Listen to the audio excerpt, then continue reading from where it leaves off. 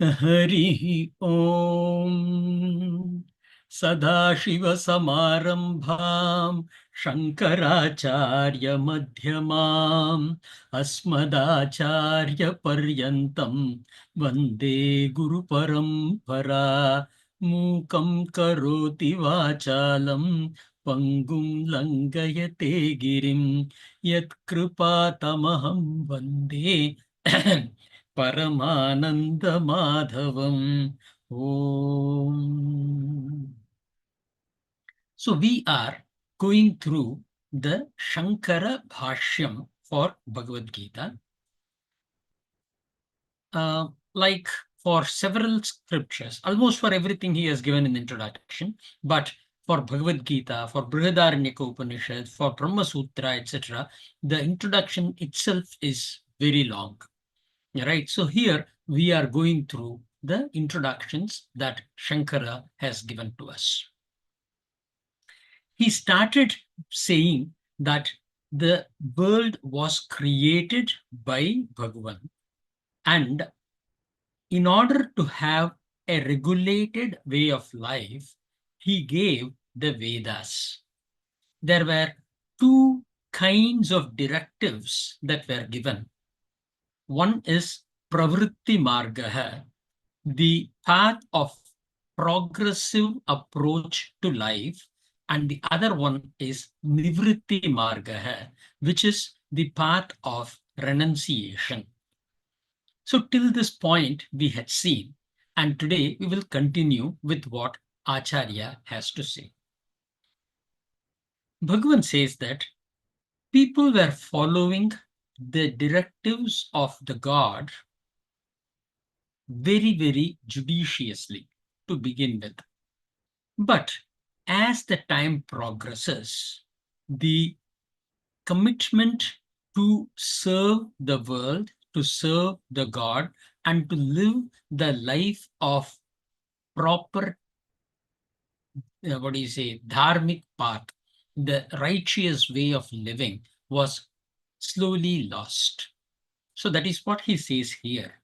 He says, Dirgena Kalena, which means after a prolonged period of time, Anushtanam, that is the practicing or following the principles of the righteous living. Trishnam Kama Udbhavat. Trishna is the craving that we have. Then Kamam is the desire, or the longing is the desire. Because of the strong desire, craving and longing, people started deviating. Hiyamana vivekaha.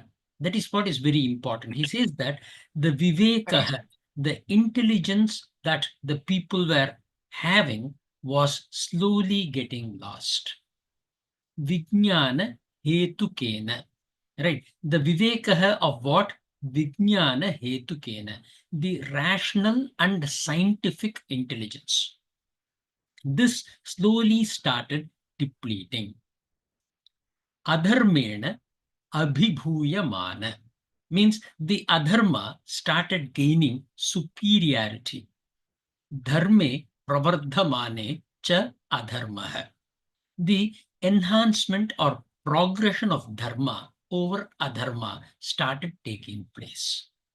That is the first statement that Acharya makes. And then he says, Jagataha, wow, I did not make an update here. Okay. Jagataha stitim paripipalayishu.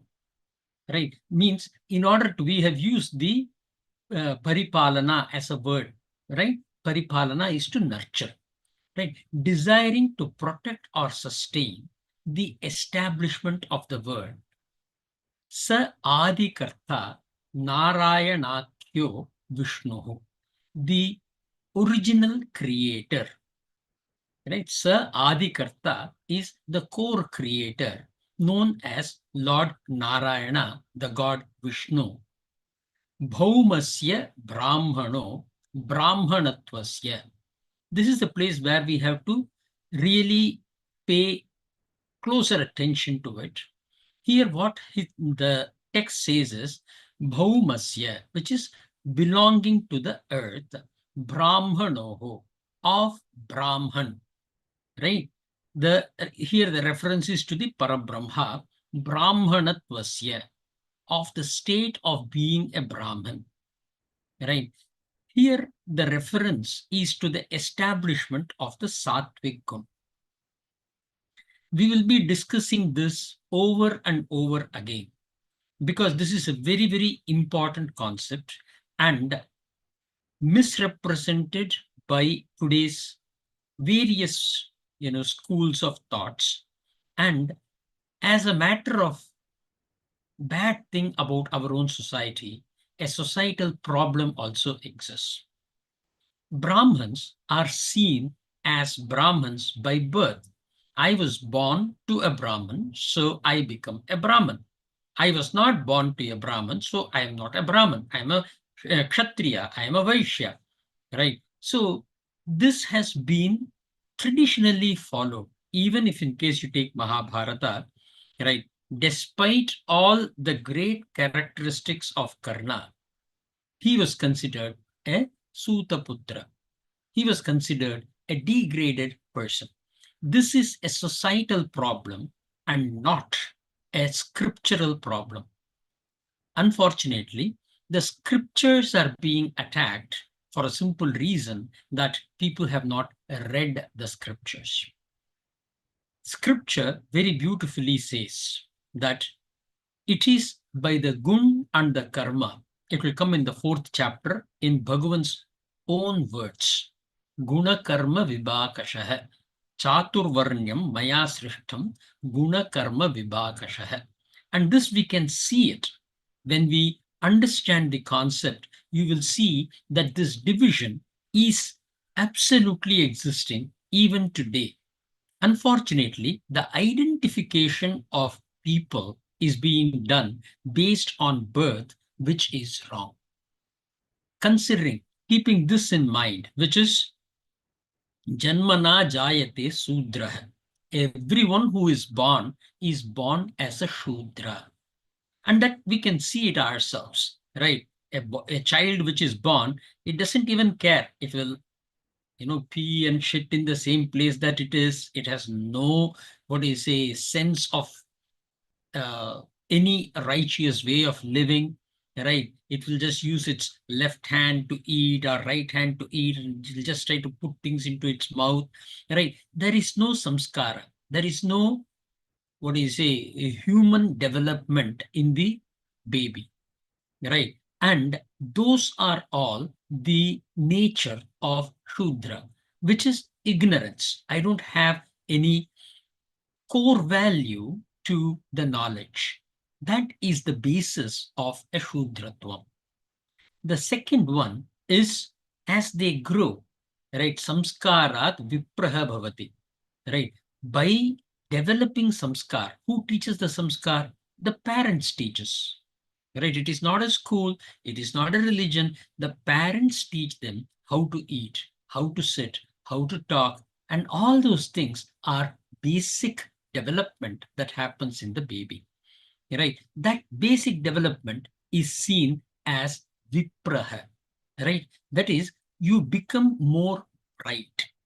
You become with a lot of gun, which is foundational in your life.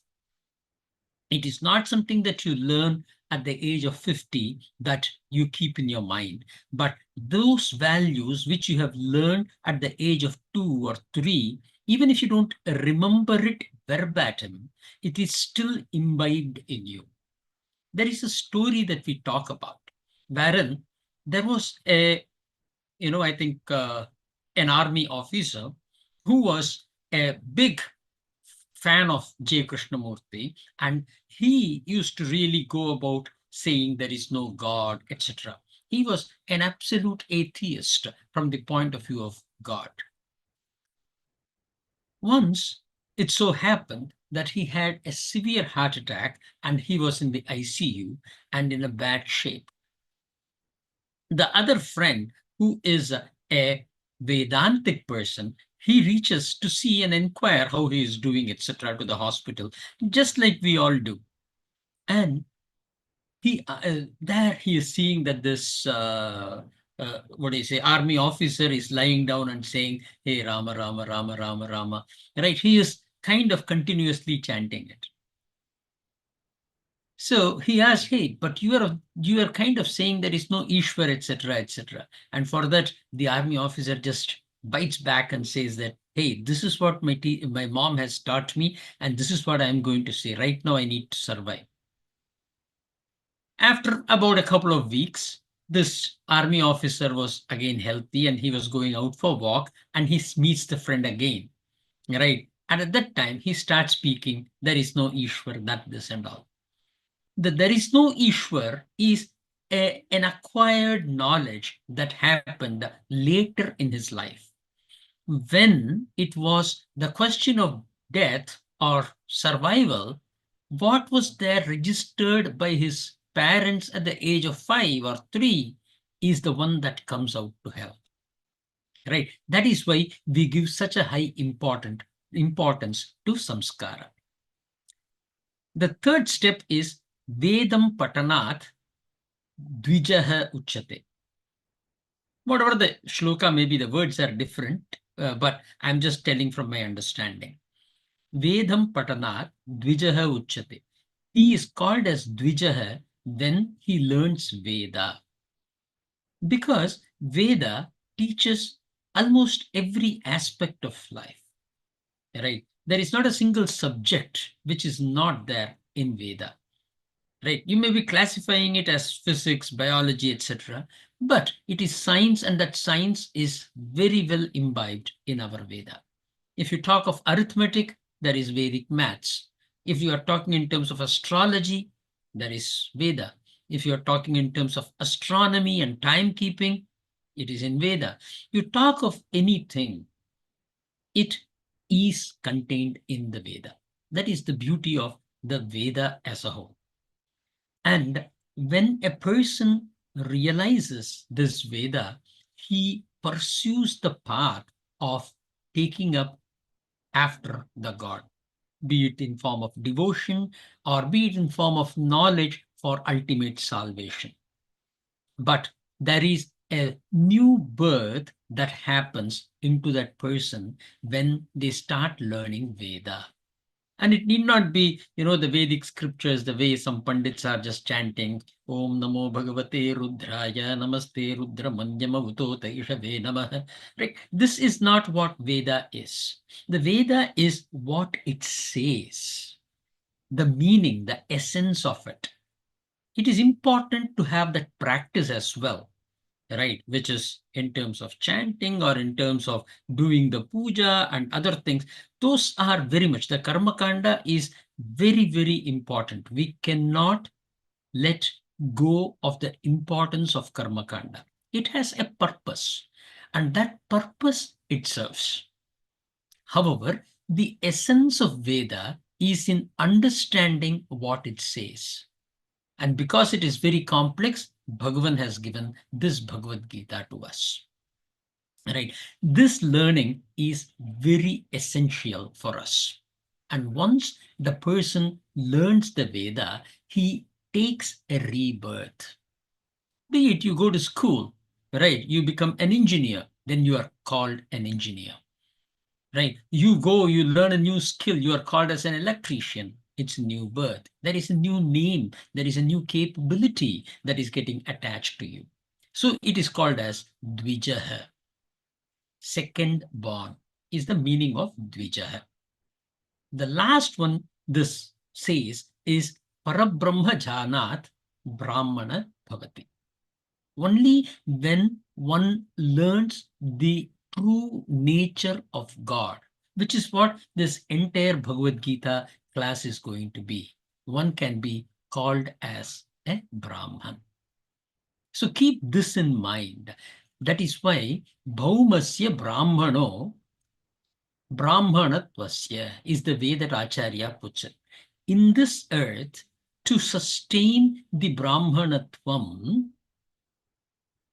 and for their protection, It is not like, it is something that is like automatically existing. It is not like a mountain or something of that sort. It is knowledge. That knowledge has to have a carrier, right? That carriers are people with the knowledge of this Veda and of the Parabrahma, most important.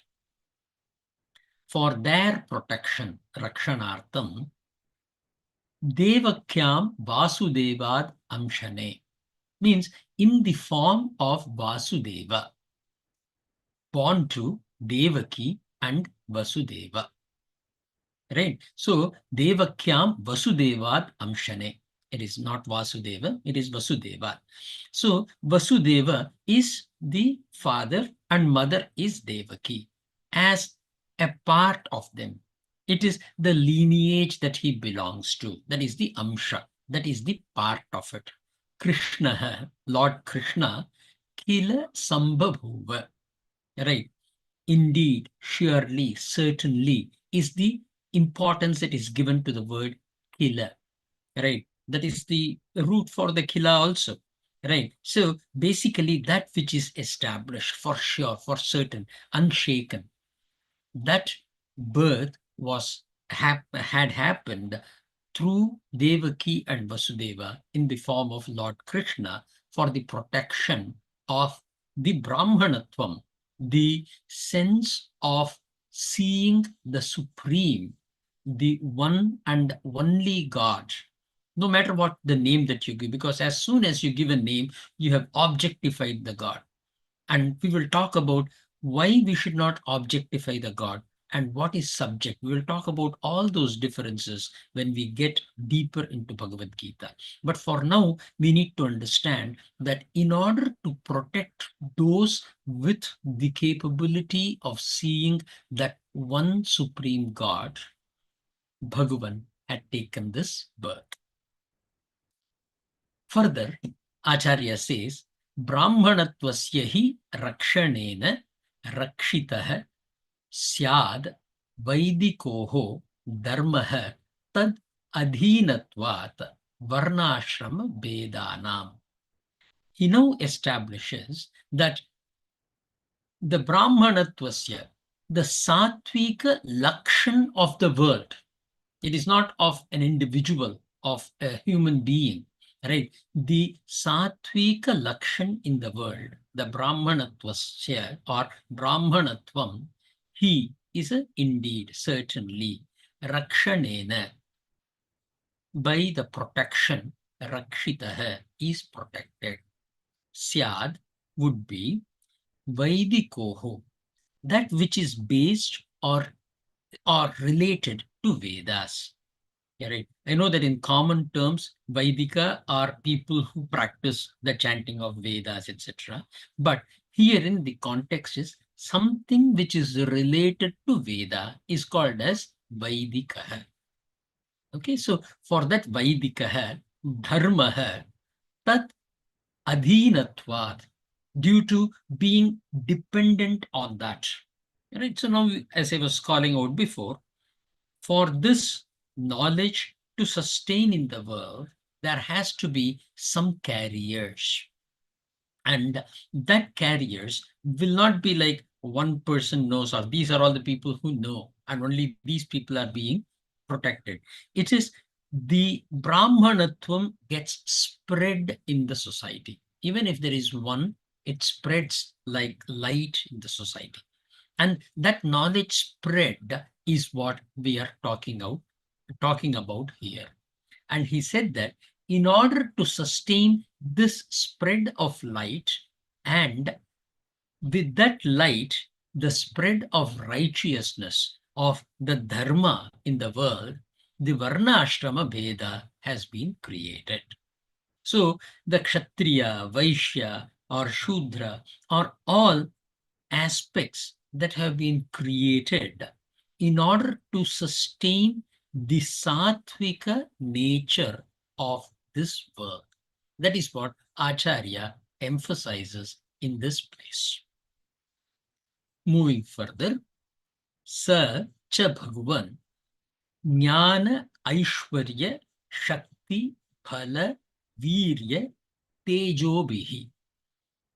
And that Bhagavan, who is endowed with knowledge, sovereignty, power, strength, valor, and splendor. That is what Acharya has spoken at this point in time, or for this introduction. In Vishnu Sahasranama, I'm sure Ravi would know, or others who were in the class would know, that there is a huge depth of characteristics that have been attached to the Bhagavan. That characteristic is all included within the simple sovereignty, power, strength, valor, and splendor. Sada Sampannaha, at all times endowed with Trigunatmikam Vaishnavim Swam Mayam. This is a important aspect here. Here, made up of three modes of nature, which is Sattvam, Rajas, and Tamas. Right? The Maya, which is under the control of Vishnu. That is what is Vaishnavi. Right? So, the concept that is being spoken here is our birth is all dependent on karma. When we are going to the chapter 4, we will be talking about this a little more. At a high level, I can say that we are all beings and we carry a reservoir of papam and punyam, of sins and good deeds that we have performed. This papam and punyam will emerge as a small pocket called as prarabdha. This prarabdha karma, when it unites on a, what is a vyashti samashti karma, a birth of a being takes place. So we are all born because of karma. However, Bhagavan is born with the Maya under his control and above the influences of the three guns, Sattvam, Rajas, and Tamas. So that is the emphasis that Acharya makes here. Moola Prakritim Vashikritya. He has taken it under his complete control. We are not in control of the Moola Prakriti, of the entire nature. We are not in control.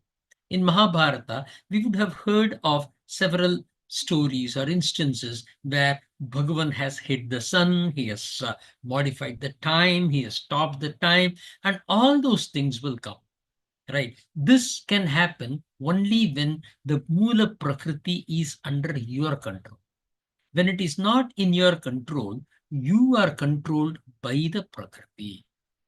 Right here, the birth of Krishna is being spoken, and the detail that Acharya states here is Moola Prakritim Vashikritya. He was born. Ajaha Avyayaha. The concept of the Supreme One God is unborn, right? It is undiminishing, right? In fact, in Purusha Sukta also, there is a mantra that comes in where, right, Ajayamano Bahuda Vijayate, means though he is unborn, he manifests himself as many beings. That is the way Purusha Sukta speaks, right? So this concept of the subject of the Atma, of the soul, is Ajaha, Avyayaha. Bhutanam Ishvaraha, one who is the Lord of all beings. Here, Acharya is, if you remember, he started this with Om Narayanaha. That is the bhakti, that is the devotion that Shankaracharya is expressing in this place as an introduction. We will have a lot more of this coming up. So particularly between the chapter 7 and chapter 12, the entire 6 is for Bhakti Yoga. So we will be talking more about the nature of God and stuff like that. So for now, we will take a break and we'll go to the next statement from Acharya. Nitya Shuddha Buddha swabhavaha api san. Even though, api san is even though, he is nityam. Nityam is eternal, right? One who exists at all times. Shuddha is pure. Buddha is omniscient, one who is very, very intelligent, one who knows everything, right? Liberated, mukta, swabhavaha. By nature, he is like this. Swamayaya dehavan iva. For every, what do you say, for every, uh, what do we call it, as, um, what is the word that we use? Um, man, uh, avatar, right? For every avatar that Bhagavan takes, he voluntarily takes up the body, which means one who is actually unlimited limits himself or itself into one body. So, Swamayaya, by his own, what is a Maya is basically an illusion, but by his own imagination, or sorry, by his own magical power, mystical powers, Swamayaya, Dehavan Iva. Iva means like, as though, right? So, as though he is contained within the body. Jata Iva cha Loka Anugraham Kurvan Iva Lakshyate. Right? And as if born for the purpose of blessing his grace, which is the Anugraham Kurvan to the world, is perceived, Lakshate, as if he functions like any other human being, right? Having the same kind of human limitations. That is the expression of an avatar. So here he says that Lord Krishna, who is the form of Sriman Narayana or Lord Vishnu, has bound himself within the limits of a body and he is executing as though he is another human being. So that is the introduction that Acharya gives here. Going further, Swaprayojanam abhave api. Right. Typically, whatever we do it with a purpose in mind. I go to work because I get my salary, right? Or I get my recognitions. I help somebody because somebody thanks me, or I get punya, right? For everything, we are driven by swaprayojanam. When we talk about karma yoga, we will see how to overcome that. But for now, this is the basic and an important characteristic of everyone who is born. In case of Bhagavan, though, in case of Avatar, though, the Avatar has taken place with no personal gain. Swaprayojanam abhavaha. Right? Swaprayojanam abhave api bhutaha anujita. Right? For, by adhering or following the uh, you know uh, the the rules of the bhutas, right? So he follows the same thing. Then grikshaya, this is a word that comes out of grana, right? Compassion, out of compassion, right? Vaidikam hi dharmadvayam, right? The two folds of dharma, which we already spoke about, the pravritti dharma and the nivritti dharma. Arjunaya, to Arjuna, shoka moha mahodadhau. Nimagnaya. Nimagnaya is something which is totally submerged. In the Mahadadav, Mahadadihi is a name that we have seen in Vishnu Sahasranama also, which is a great ocean, which is the samsara, sorrow and delusion, which is what is shoka moha, that is being established here. So here what has happened is Arjuna, in the chapter 1, we will see that he loses all his self-control because of the shokam, because of the sorrow that engulfs him, which leads to moham, a delusionary mind. And we will understand how that delusion also takes place and what happens in the chapter 1. Upadidesha, right? He taught or advised, he instructed, he gave the upadesh. Upadesh is a very common word that we use, so we can just use the term upadesh itself. Upadesh, see, when we talk of being taught or advised or instructed, it is me giving something to you. In Upadesh, the same thing happens, but the lakshan is the darkness that has engulfed you is removed with the light of knowledge. That speciality or that specific purpose, when it is attached to a teaching, we call it as Upadesh, than we calling it as, you know, a regular teaching or something.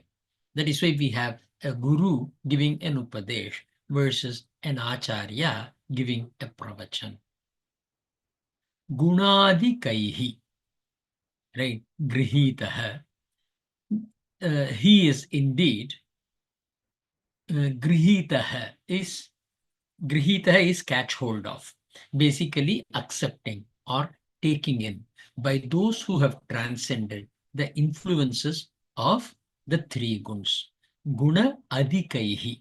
Adikaihi is crossing over. When we go to the 14th chapter, we will speak about Gunatita Lakshan. And that is what here Guna Adikaihi represents. The thing is, you are always bound by the three guns. If you are in a body, those three guns will have an influence in you.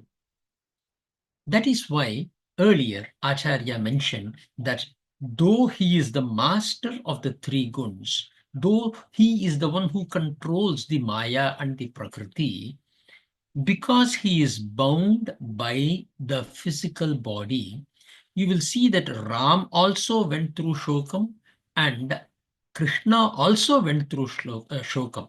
When Gandhari, perhaps, that will be a best example, when Gandhari gives a shrap to Krishna that your Yadukul, Yadava Kul will be completely destroyed, he is expressing his Shokam. So that shokam is going to be something that naturally comes into any human being. Shokam, moham, krodham, all those things will naturally come into you as a result of the influences of the gun. A gunatitaha is one who realizes, experiences, but is not getting succumbed into the by the influences of the gun. That is the difference between the normal person or one who is not a gunatitaha, one who is still a baddha. That is why when we go to the 14th chapter, you will see that all the three guns bind you, be it sattvam, rajas or tamas, they all bind you, right? It doesn't mean you should just avoid it. You cannot avoid it. It is just going to bind you. The only thing is elevating yourself above it and be able to see what the gun is doing to you.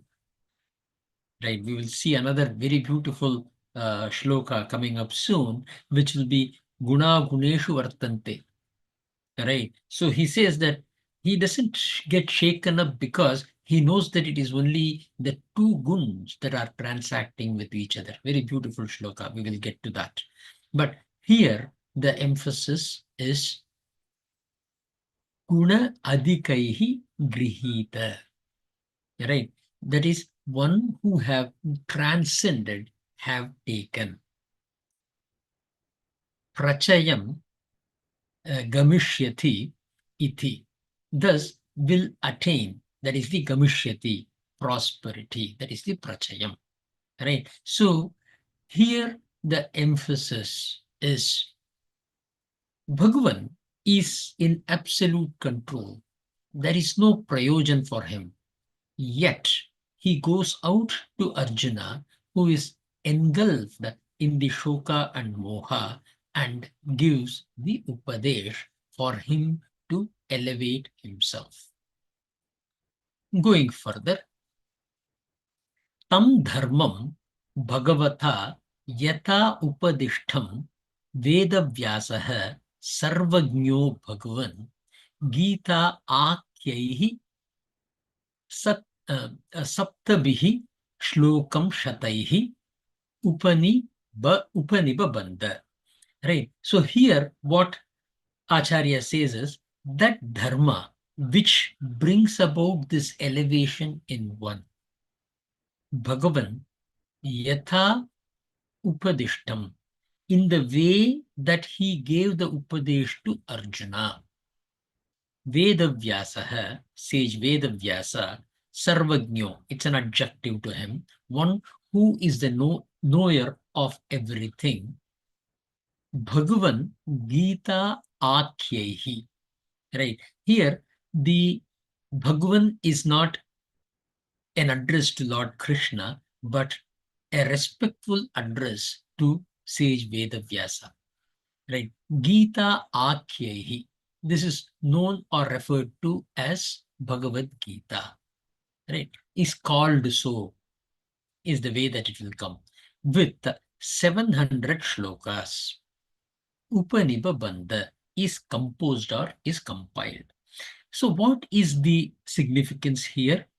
The most important thing that Bhagavan puts it is, or sorry, that Acharya puts it is, what Bhagavan might have spoken to Arjuna may not be exactly the words that are there in the Bhagavad Gita, which is in the form of shloka. There have been people who have asked the question, is it like this kind of a shloka, how can one be sitting and talking about in the war front? They are sitting in the war front and talking about this Upadesh. The point here is, Bhagavan has given this Upadesh, and Vedavyasa has taken the essence of the Upadesh and presented it in a way which is more easily consumable to us without deviating even a wee bit from what Bhagavan has said. That is the kind of trust that we have in this particular scripture.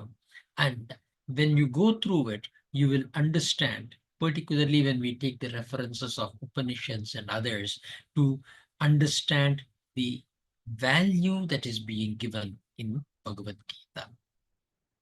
Here, basically, the respect is being given to Vedavyasa, saying that it is he who has given this conversation to us in 700 shlokas.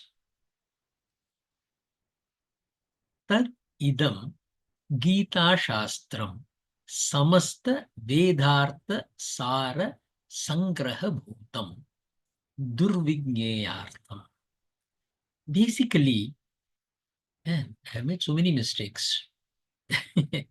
Okay, Durvigneyartham is very difficult to understand because it takes the entire essence of Veda, Vedartha Saram. Saram is something that we still use, right? The essence of it, right?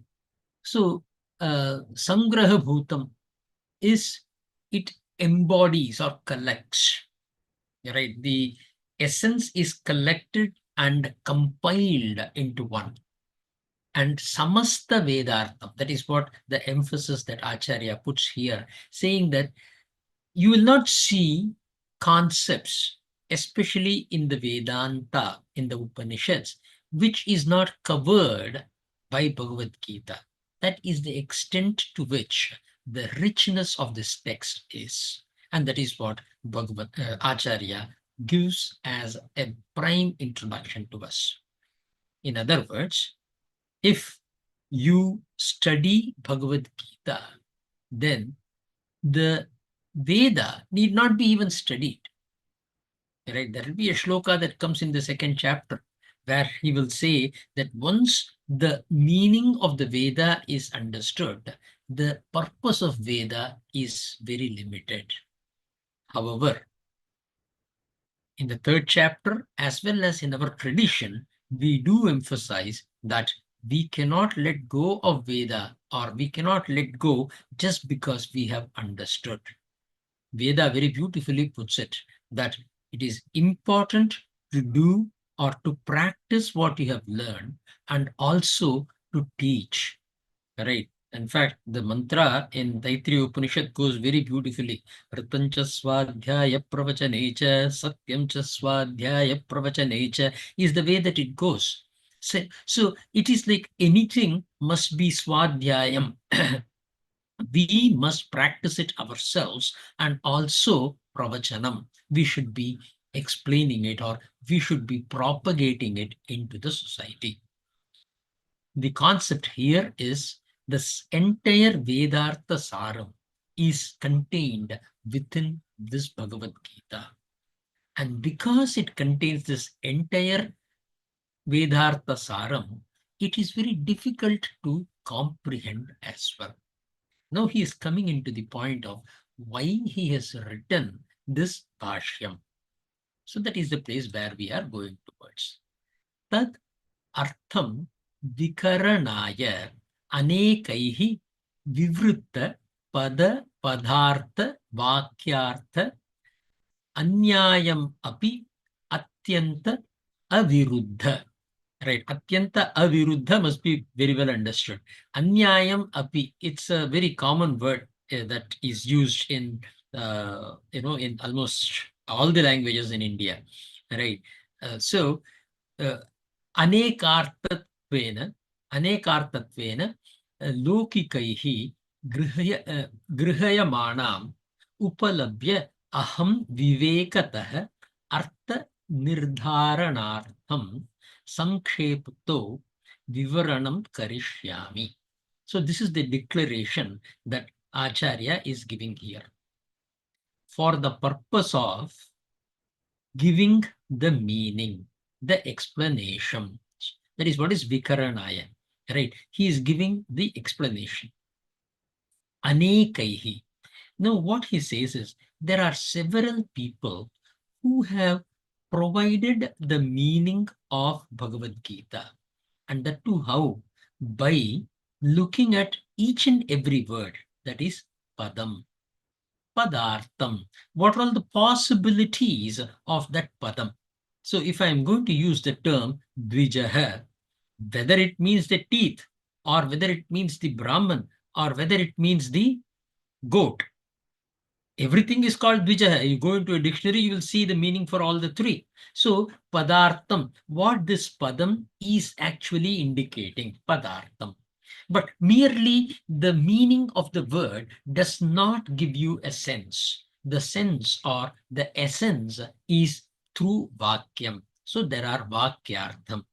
Right? So that is the way that we go, particularly in Tarkashastra, that is the place where I learned about it, where it is the way in which the words are combined and the way in which such combined words are stitched into a sentence, which allows specific meaning to be derived by the person who is listening.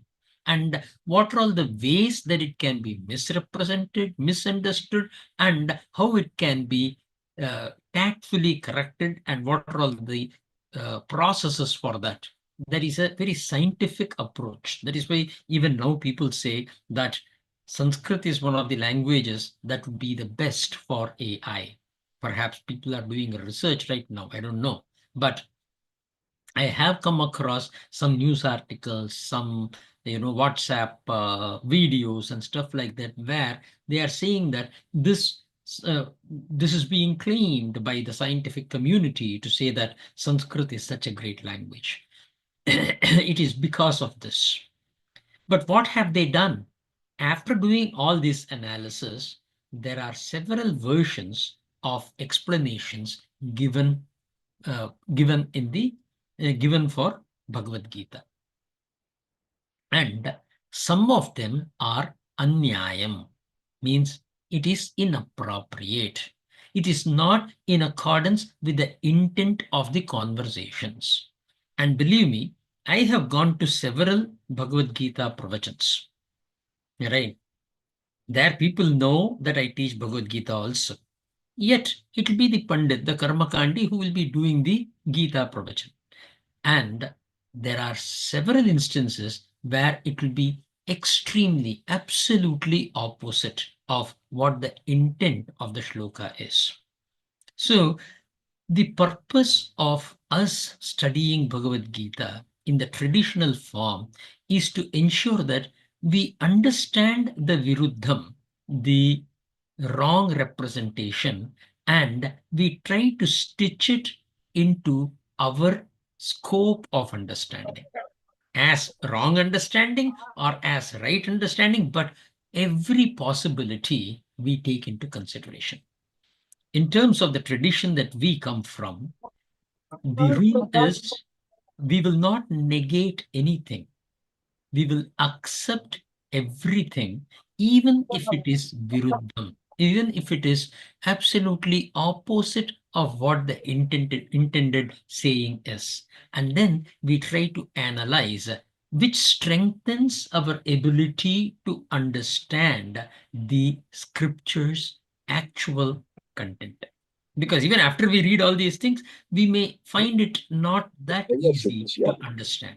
There will be gaps.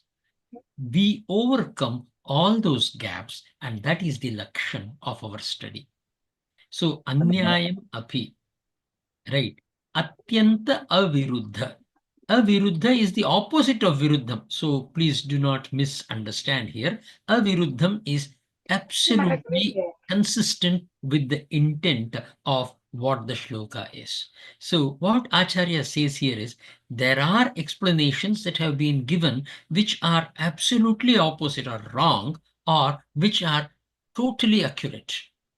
Right? Both kind of explanations existed when Acharya was there long, long ago. We are talking very, very many thousands of years ago. Right? So at that time itself, we have had it, and we will have more of it today. That is the only difference. But we will continue to have it, and we understand that that is the nature of the spread of knowledge. And we start enjoying that kind of a spread of knowledge once you fall into the habit of analysis.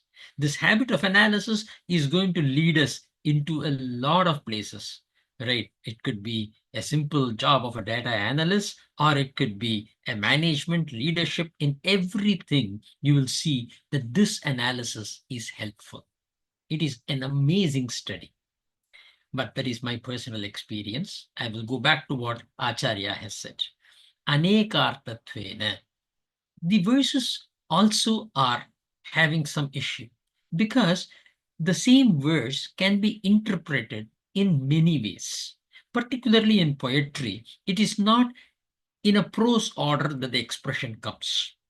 Right? The words can be jumbled up, as we will see when we go into the first chapter. You will see that those words are jumbled up, and we try to put them together in the right order. And there are people who may put it in another order and establish a different meaning. So it is not like they should be blamed. What we need to understand is, okay, we are not going to be limited by what we have learned. We are also going to take into consideration how they have interpreted the same, and why is it that we feel this one has more sense and this one doesn't, and arrive at the truth. That is the most important exercise that we do. Right? Lokikaihi grihyamanam. For the people of the world to grasp and understand such deep philosophical context. Upalabhya, and make it available, which is this bhashyam that Acharya has written. aham vivekatah, to the extent of my intelligence, artha nirdharanartham, to establish the meaning, samkshepto. Samkshepto means, some always means all put together, right? The English sum, SUM, is exactly that only, right? Which is put together. Samkshepto is, it is brief and yet it is complete. That is what is the note here.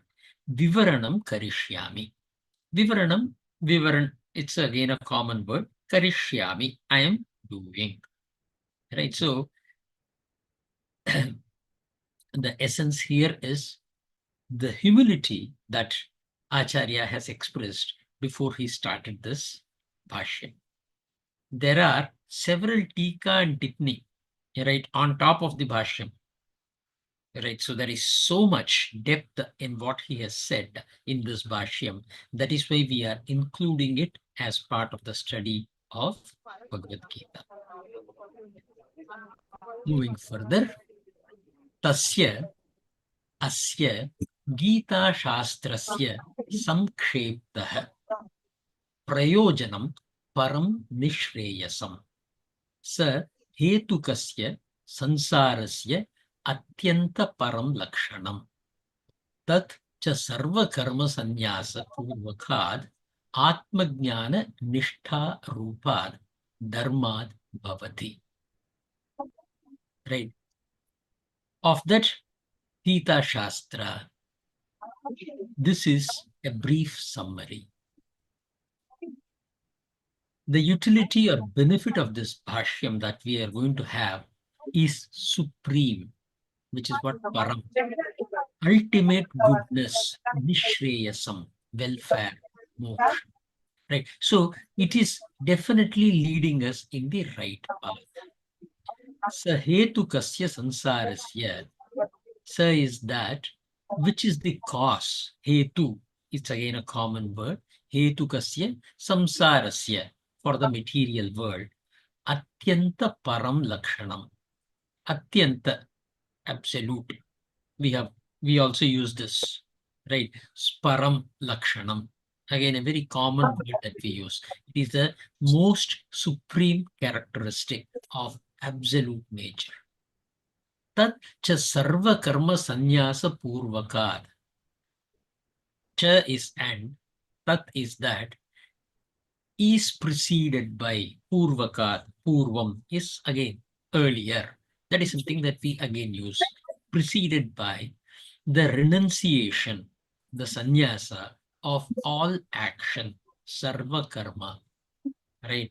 Do not again go into sannyasa as the one who is wearing a, what do you say, dhoti and sitting all alone, or taking a bhiksha and living. That is an ashram, right? Sannyasam, we will go into it. Sam is in totality, ni is with total determination, us is thrown away. Right? I am not going to attach myself to any benefit-driven approach in my mind. It doesn't mean we are not going to seek the benefit. The benefit is not in my mind in terms of my action. And whatever that comes to me, I take it as a prasad, and we will talk all about it in the Karma Yoga. Right? But that is the main aspect here. Atyanta param lakshanam. Tat cha sarva karma sannyasa purvakat. That sarva karma sannyasam is one of the most important chapters that we will be reading in Bhagavad Gita. What is meant by sannyasam? Is it like not holding on to things, or not holding on to things, as in possessing it or liberating it in our mind? That difference we will see. Atma Jnana Nishtha Rupad, in the form of Rupad, establishment in or steadfastness. That is the Nishtha, right? We are totally committed into it, that kind of a Nishtha that we are talking of, on self-knowledge, on the knowledge about the soul. Dharmad Bhavati. right, which only arises from dharma. That is why when we will talk about Kshetra Paripalana and Dharma Rakshana, etc., we will do a lot of study of understanding why the path of Dharma is equally important to the Lakshya, to the objective that we are going towards. Tatha imam eva Gītārtha dharmam uddhishya Bhagavata eva uktam sahi dharmaha suparyapto brahmana pada vedena iti anugītāsu. This one is here, Acharya is now saying that this aspect, the dharma that is being preached here, Bhagwan himself says in Anugita. Anugita is something that happens in the Ashwamedha Parva, which is after the war is over and stuff like that, when Arjuna and Krishna are going with the horse, right, supporting it in the Ashwamedha Yajna. There, Arjuna will ask, hey, during in the war front, you told me something. I really would like to know about it. And Bhagavan says, that which comes at that time is what I will be able to tell. I won't be able to repeat what it is, but I will tell you what is the essence of what that Shastra is. Right? And the Anugita is supposed to be bigger than the Bhagavad Gita. Right? It's a very beautiful scripture again. But this Vedanta, the essence of Upanishads, is not the core within the Anugita. It talks about so many other things as well. But the way that it has been presented in Bhagavad Gita is so supreme that all other Gita got struck down. Right? There is Ashtavakra Gita, right? There is Uddhava Gita, there is, Anugita, and so on. There are several where the Atma Gyan has been spoken in a form of poetry. That is what is Gita, right? And here, in this Anugita, it is said that even Bhagavan, right, is following this particular dharma.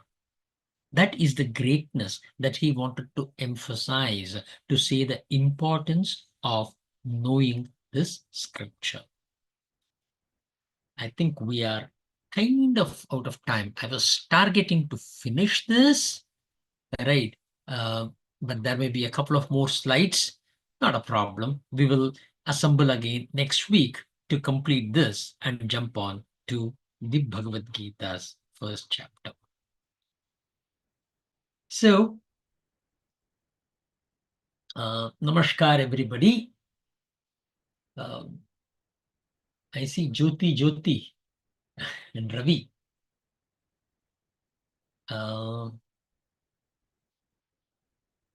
Oops, he says, when can you see the message? Okay. Let us take a break here. Looks like Prabha had to drop. I know he was traveling. He told that. So let us take a break here and we will go to the Q&A. Is Shyam there too? Yes, I'm here. Oh, namaskar, Muna. Okay. Namaskar. Chalo. Okay, let us start with you. No, I have no questions. I joined only in the half of it, so we are still starting. So no questions. Got it. Yeah, in this one, this is more of an introduction. This class was known to be not a knowledge base, but an introduction to the knowledge that is coming. It is more of preparation that we are doing. When we go into chapter 1, we will also be touching upon a lot of stories and other things, because there is no Bhashyam that Acharya has written for the first chapter and 9 shlokas in the second chapter. Only in the 10th shloka, Acharya writes an elaborate summary, and then for every shloka thereafter, we will find the Bhashyam coming through. Right. So, but we will use our traditional teaching plus the Bhashyam as well and try to take it as in depth as possible. I have never done this before, so it is going to be a nice experience. I have read the Bhashyam as a separate exercise, and I have learned the Bhagavad Gita as a separate exercise. So now I'm trying to bring it all together. So it is going to be a nice new experience for all of us. But does Acharya ever mentions why the first chapter is missed out or not put in, or it's understood that it is not necessary? It is not necessary, right? The first chapter No, and I'm saying, the does Acharya himself puts in the Bhashyam saying that he is skipping or uh, no? it is not put as though I am skipping. Mm. He gives a summary of all the things that happens in the first chapter. Okay. Okay. Not all the things, several things that happen in the first chapter. Right. So it means that it was a deliberate act by Acharya not to really get into the Bhashyam or not to get into any explanations of the first few shlokas. But what Okay. we do is we try to prepare ourselves.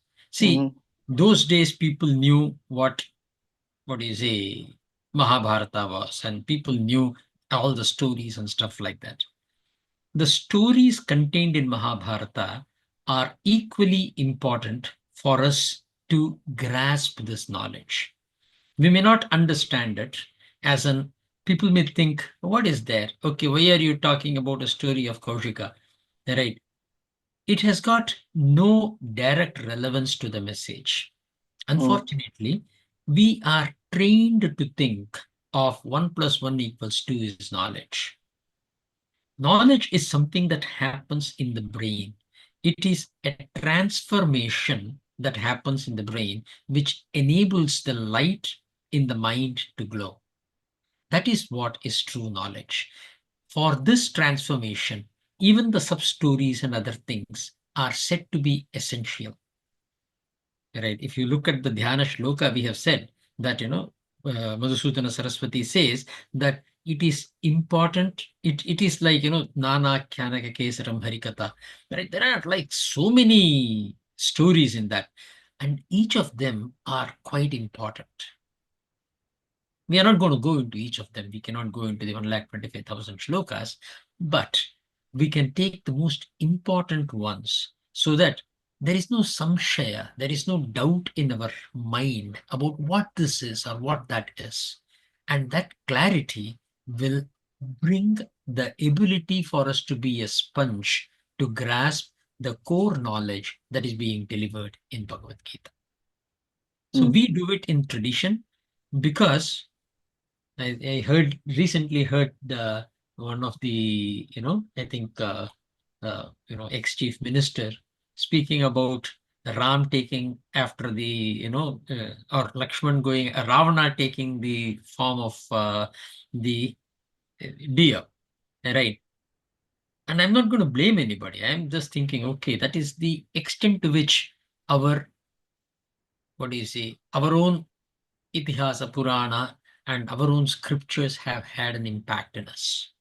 And that is something Mm. that needs to be rectified, and we will continue that journey and we'll try our best to ensure that these additional stories are also narrated. Make sense? Mm. So Acharya has not written because I'm sure at that time it was not really required. And from the 10th shlokas commentary that he has written, it is very evident that it is a voluntary uh, thing that he has done to not write for the first 57 shlokas or 56 shlokas. Okay, awesome. Thank you. Oh, uh, we do have Prabha. I saw that you had kind of dropped out. It looks like you got disconnected from the train. On the train, signal on and off. Ah, okay, okay, okay. Right. Well, we can connect later. I know that it may be a little difficult to speak right now. So I was finding it a little difficult to understand the last few words. It was coming a little broken. So we can connect a bit later. Whenever you want, you can just send me the WhatsApp if you have any questions. Sure, sure. Thank you. Thank you. Awesome. Jyoti ji? Namaste, Nashji. Nashji, you mentioned in one spot that Bhagwan is taken birth. Are you